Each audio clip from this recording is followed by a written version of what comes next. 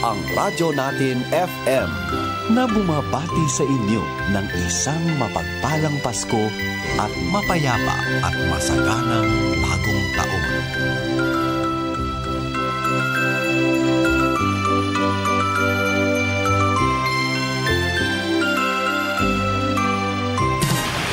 Serving the Philippines. This is MBC Media Group's Radyo Natin Nationwide, a member of the KBP. Radyo Natin Nationwide.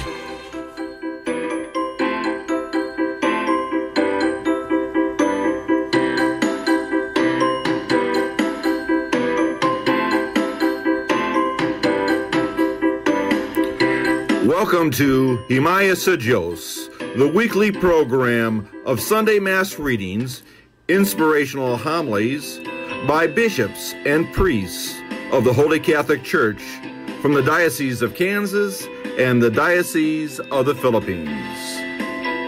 Maya o dalaygon ang Diyos, makaigsunan ko din ni Kristo, aniyan sa kita mapadayunon, nga mag-inabitay sa buhing pulong sa Diyos. Ni kakatlo ang tulo nga Domingo sa liturhikanong kalendaryo sa atong simbahan. Uban niini mapasalamaton kita sa Ginoo tungod sa kahigayunan sab sa kinabuhi. Nga din sa matag usa kanato ang pagsikay-sikay o pagpakabuhi diya sa atong tagsatag sa kaugalingon sa kanunay gipadangat gihatag sa Dios alang kanato aron makapadayon kita sa atong mahigugmaon ug malahotayon nga pagtuog pagdawat sa Ginoo sa atong Kristohanon nga kinabuhi. Sa ngalan sa Holy Catholic Church, ani nasab ang inyong ibus nga igsoon sa kahanginan, makig-uban ninyo sa Holy Catholic Church Apostolic See of the Philippines, Diocese of Kansas, USA. Uban sa pagduyog ug ang atong Bishop Overseer, Bishop Stephen Grinke, uban sa atong makauban, Reverend Deacon Jaime Barili, uban sa mga kabispuan kaparian sa gawas sa atong nasud nga diin nagahatag sa ilang kagalingon alang sa pagsangyaw sa Diyos nga gugma kaluoy uban sa santos nga ebanghelyo aron mapadangat ang hingpit ng kaluwasan sa matag usa kanato.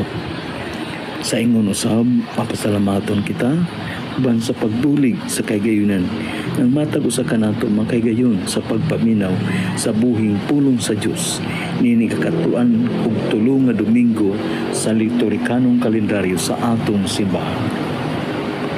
Busa makaigsoon ko diyan ni Kristo diya sa kahanginan mayong buntag ug malipayong Domingo kanatong tanan. Nagingon ang Ginoo, ang akong laraw mao ang kalinaw, dili ang kalaglagan sa pagsangpit nimo kanako.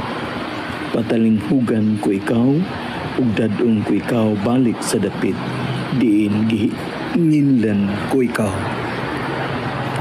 Mag-ampo kita, o Amahan sa tanang kaayo, himua nga magmakanunayon kami sa pag-alagad kanimo. Sanglit ang pag-alagad kanimo, mauman ang among walay kinutubang kalipay. Kini among gipangayo, pinagi sa among Ginoong Jesucristo imong anak, nga buhi ug hari uban kanimo sa Espiritu Santo, Dios nga usa hangtod sa kahangturan. Atong paminawon karon ang mga buhing pulong sa Dios ug mga basahon sulod ni ining Domingo, ang ikakatloan ug tulo nga Domingo sa liturhikanong kalendaryo sa atong simbahan. Kinotlo gikan sa basahon ni Propeta Daniel. Ang anghel nga nagsulog og lino niingon, unya ni adtong panahona mutungha simgil ang gamhanang prinsipe nga maoy tig panalipod sa imong katawhan. Unya moabot ang usa ka panahon nga hilabihan kalisod na sukad masukad wala pagayud mahitabo. Apan ang tanan sa imong katawhan kansang ngalan gilista sa basahon sa Dios, maluwas gikan niini. Og daghan sa mga nangamatay og atuana sa lubnganan mabanhaw ngadto sa kinabuhing dayon. Ug ang uban ngadto sa kaulawon nga walay katapusan.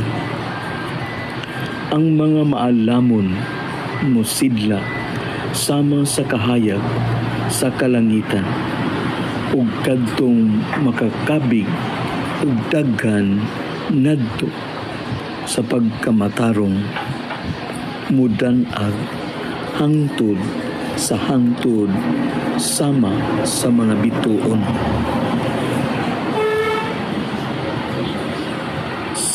Ang pulong sa Ginoo. Salmo responsorio. Bantayi ako o Diyos, kay ikaw ang akong gilauman. Bantayi ako o Diyos, kay ikaw ang akong gilauman. O Ginoo, ikaw ang nagbahin kanako ug akong kupa. Ikaw ang managlig-on sa akong swerte.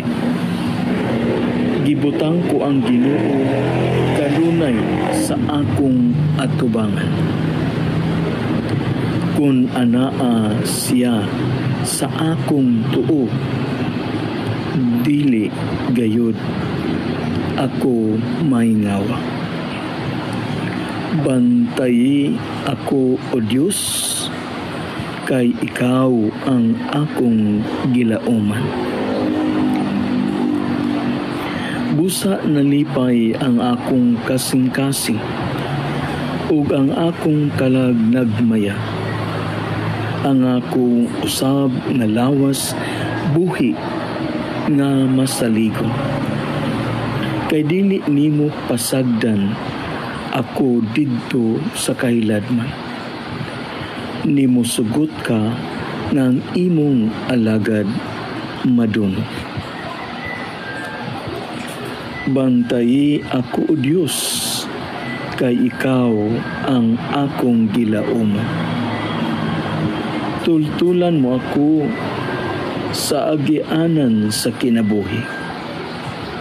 Ang kabuhong sa kalipay uban kanimo.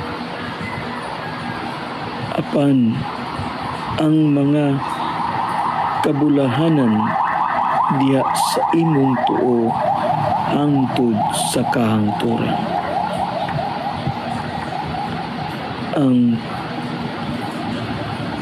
bantayi ako o Diyos, kay ikaw ang akong gilauman. Ikaduhang pagbasa. Kinutlo gikan sa sulat ni San Pablo ngadto sa mga Hebreo.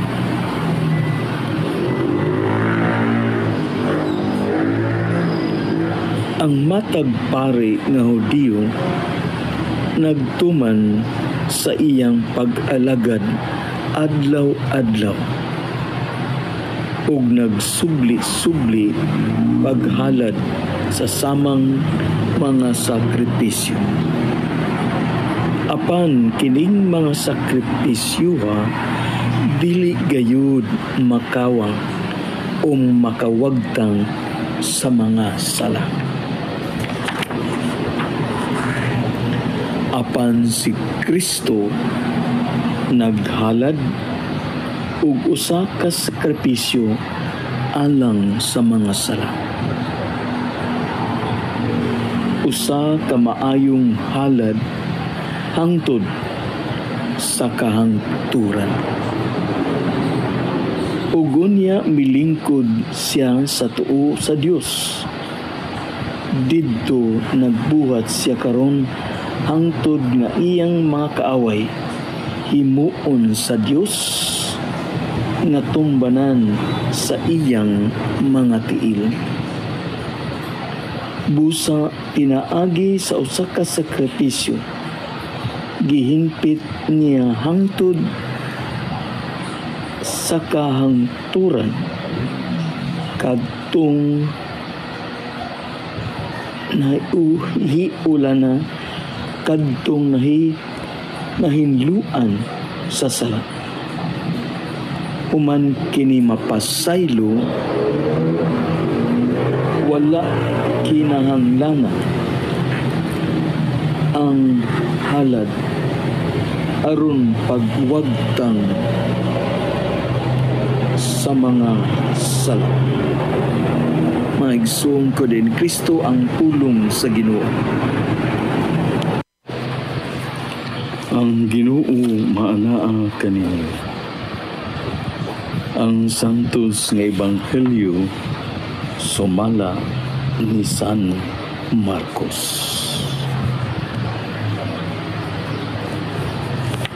Si Jesus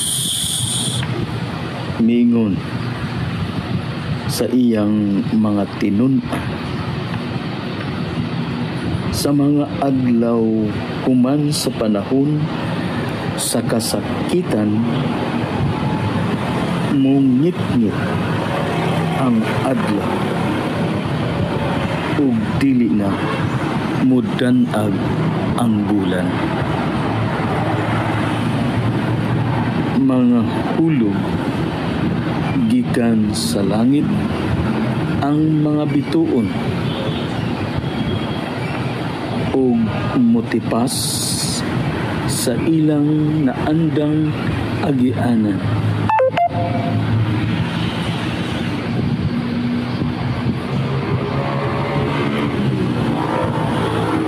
Ang mga planeta sa kawanangan unya diha sa mga panganod makita ang anak sa tao nga moabot nga may gahom ug himaya ug suguon niya ang iyang mga anghel aron ug ngadto sa tanang suok sa kalibutan aron tigumon ang piniling katawhan sa Dios gikan sa tanang dapit. Kuhain ninyo og pagtulunan ang kahoyng igera. Inig panghumok na sa mga sanga niini ug mangudlot na kini inyong masayran nga duol na ang ting-init. Sa samang pagkaagi inig kakita ninyo nga kining mga butanga nagsugod sa paghitabo, masayran ninyo nga duol na gayud ang pagbalik sa anak sa tao. Timan ikini kining tanan mahitabo sa dili pa mga matay ang tanang tao na karon buhi pa. Ang langit ug ang yuta matapos, apan ang akong gisulti dili gayud mapakyas. Apan walay nasayod kanus-a muabot kadtong adlaw o takna.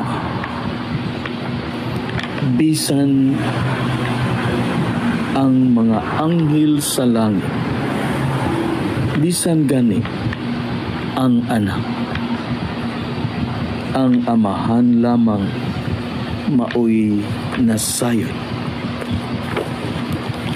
Ang Ebanghelyo sa Ginoo. Mga igsuon ko diyan ni Kristo, atong nadungog ang saysay sa atong Ebanghelyo. Ug uban sa atong paghunahuna ug pagpamalandong niini. Uban sa pagtidlom niini sa atong tagsa-tagsa kakinabuhi ug hunahuna, nga diin magagiya ug magaabli sa atong pangunaw na pagbati ug galamhan nga makakaton kita sa kaamgo ug kaamguhan aron atong mapuy-an ang hagit ug mensahe sa Ginoo sulod ning ikatluan ug tulo nga Domingo sa simbahan. Nga diin kini nga mga pulong magahatag kanato og dalan ngadto sa Dios o kaha ngadto sa atong isikataw. Una kung atong lantawon ang mga puntos na angay natong mahinuklugan diya sa atong pagpamalandong, isip kabahin sa atong pag-inambitay sa buhing pulong sa Dios. Niining pamaagiha kita adunay kaamguhan nga din atong mapaambit sulod sa atong personal nga kinabuhi. Ug uban sa atong pagdawat niini aduna kitay kahigayunan nga ato kining mapaambit ug mabarugan diya sa atong katilingban ug sa simbahan base sa atong pagtuo ug pagkinabuhi diya sa Dios nun na kaayo ug katagon sa kaugalingon. Busa nining tanan adunay duha ka mga puntos nga atong lakbitan, atong pag-ambitan aron kita magiyahan sa yanong nga paagi. Kung atong lantawon sa ordinaryo nga pamaagi, ang atong Ebanghelyo nagpahinumdum kanato sa duha ka mga butang diya sa atong Kristohanon nga kinabuhi. Ang una, kadin ang atong pagdangop ug pag-ila sa gimbutan sa Dios nganhi kanato. Ang dakong pagdawat ug pag-ila nato sa Dios diya sa atong Kristohanon nga kinabuhi. Ay kaduha nga punto nga kaigsuonan ko, ang pag-ila ug pagdawat nato sa kinabuhi sa atong isikataw. Ang pagunaw na pagdawat usab diha sa kinabuhi sa uban ngadto sa tagsatag sa nato kakaugalingon. Nga sa ato pa kung ato kining hiusahon pag-ila sa Dios ug pag-ila sa atong isikataw. Mao kini ang mga puntos nga atong pag-ambitan karon, isip kabahin sa atong pagpamalandong sulod ning ikakatluan ug tulo nga Domingo sa atong liturhikanon nga kalendaryo sa simbahan. Ang una nga punto makaigsunan ko, kung atong lantawon diya sa saysay sa Ebanghelyo sa iyang sulti ug kanay niini, atong makita nga ang Ginoo nagulagway sa usa ka sitwasyon ug mga pulong bahin sa kagahuman sa Dios. Mao nang tungod niini ang Ginoo miingon. Si Jesus miingon sa mga tinun-an sa mga adlaw human sa panahon sa kasakitan, mungit-ngit ang adlaw ug dili na mudan-ag ang bulan. Mga hulog gikan sa langit ang mga bituon ug motipas sa ilang naandang agianan ang mga planeta sa kawanangan. Unya diya sa mga panganod makita ang anak sa tao na moabot nga may gahom ug himaya, ug moabot ang may gahom ug himaya, ug suguon niya ang tanang mga anghel ngadto sa tanang mga suok sa kalibutan aron tigumon ang piniling katawan sa Dios gikan sa tanang dapit. Nga sa ingong atong maulagway, nagilagway sa Dios ang kapunaw-punawan, ang kawanangan, ang iyang universo na di simbolo sa usa ka Dios na naa sa usa ka ibabaw diha sa atong yuta o kalibutan, na nagulagway usa kagahom sa gamhanan nga Dios diha sa atong kinabuhi. Muna kung atong masunod, atong maninaw nga kinahanglan di ay sa atong kinabuhi ana ang pag-ila sa Ginoo sa atong kita nga din diha sa atong pag-ila atong masunod o masubay ang kimbutan sa Dios sa mga problema nga nato na sinati sa kinabuhi, sa mga kasakitan nga atong na-eksperyensahan, sa mga kalisod sa panahon, sa mga kapakyasan na kita nakasinati sa atong kinabuhi, labi na gayud sa mga problema sa atong Kristohanong kinabuhi, diya sulod sa pamilya, sa katilingban o sa simbahan.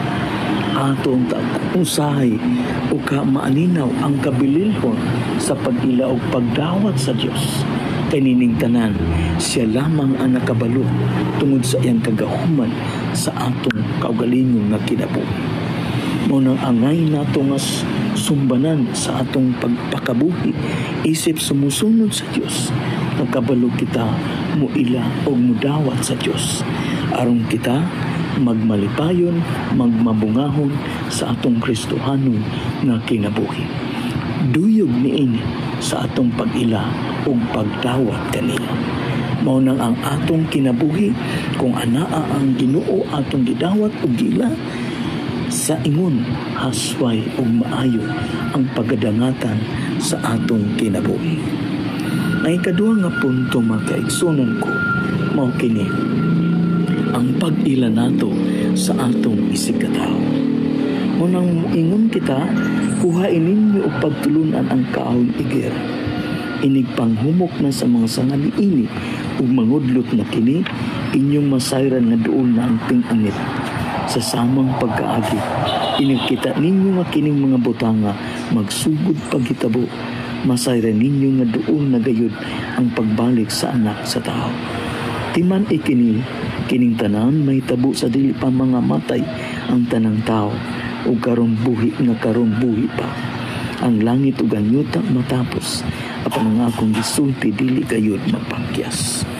Giulagway sa Ginoo ang kinaiyahan. Kinaiyahan nga anang tumban o gipuy-an sa iyang katawan. Na sa ingon niini ang atong kinabuhi giaghat sa pagtan-aw sa palibot. Palibot ka ng atong isikatao na magaresulta sa atong pag-ila sa atong isikatao. Manong sa atong pagpakabuhi sa mga taos o misyon nga naaka nato, makakatununta kita sa pag-ila sa uban. Kung kita makita sa uban, makabalo kita o magsinabi, makasabot sa ilang mga problema, sa ilang mga kasakit, sa ilang mga kagutul, kapakyasan o kalisod sa kinabuhi. Ato kini na mabati kanatong kay anaa ang pag-ila kanato diya sa atong kinabuhi, sa bili sa ilang kinabuhi, ngadto sa ato sab na personal kinabuhi o pagpakabuhi. Busa makaigsunan ko, kita unta magpadayon sa pagpakabuhi uban sa pag-ila sa Dios o pag-ila sa atong isikatao. Napupos na ang mga panahon na diin kitaganan ning atong pagnambitay. Busa mapasalamaton kita sa usag-usa sa panahon nga gigahin kanato aron mag-inambitay kita sa pulong sa Dios diya sa atong mga pagpamalandong. Ug tungod niini atong mapagpasalamat sa usag-usa sa diin ang matag usa kanato ng kagayon sa pagpaminaw ng atong programa sa kanginan. Daghan kaayong salamat. Ug sa ingon sabi ng atong sikat nga estasyon sa radyo nga naghatag sa kinabuhi din atong tulmanon matag Domingo ang himaya sa Dios, ang 103.9 FM Naval radyo natin. Daghan kaayong salamat uban sa management ug mga puwersa niini nga naglangkob nining maong sikat nga estasyon sa radyo. Sa ingon usab uban ni Bishop Stephen Grinke, Reverend Deacon Jaime Barili, sa ngalan sa Holy Catholic Church Apostolic See of the Philippines, Diocese of Kansas, USA, magkaigsunan ko din ni Kristo, daghan kaayong salamat. Dalaygon o gimaya sa Diyos, uban sa Missionary Brothers o Perpetual Help. Dalaygon o gimaya sa Diyos, karon ug hangtod sa kahangturan, magampo kita. O Ginoo, ang Eucharistia nga among gisaulog aron paghandom sa among Ginoong Hesus, mutabang unta sa pagtubo sa among gugma kanimo. Kini among gipangayo pinaagi ni Kristo among Ginoo. Amen. Ug manalangin kaninyo ang Dios nga magahom sa tanan, ang Amahan, ang Anak, ug ang Espiritu Santo. Amen.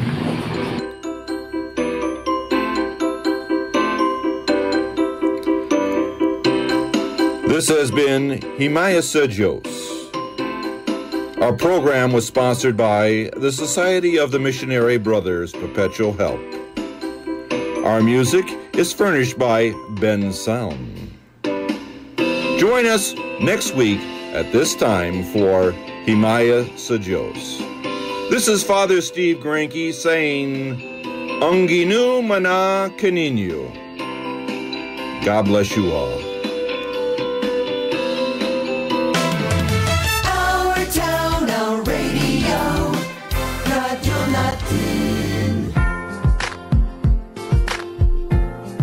Kining takna sa Kapaskuhan, ako mag-awhag kaninyo, nga unta makahatag kita og kalipay sa atong kabus og timawa, nga mga kaigsuonan. Aron ilang makita nga adunay buhi nga Dios, nga nagtanaw og naghigugma kanato. Kini si Archie Parilla, mobati kaninyo og malipayong Pasko og mabungahong bag-ong tuig kanatong tanan. Daghang salamat. Salamat sa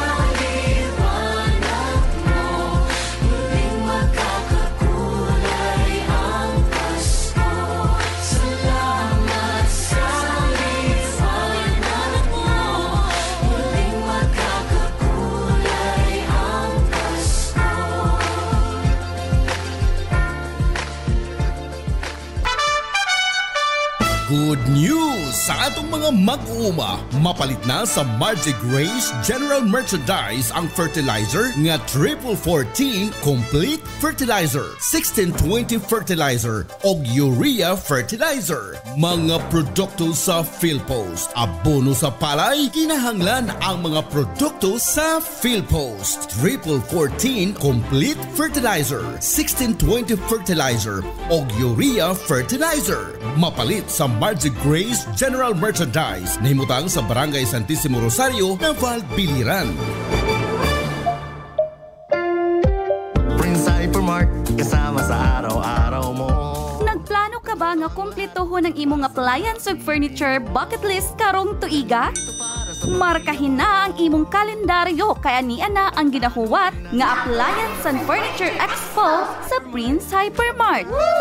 Big savings ang nagapaabot kanimo gikan Nobyembre 9 hangtod 17, 2024. Makasave ka og hangtod 4,000 sa mga piling appliance and furniture items. Dugang pa ang mga royalty members adunay oportunidad nga makadawat og bagong Fuji Denso mini refrigerator. Pinaagi sa pagka-top spender.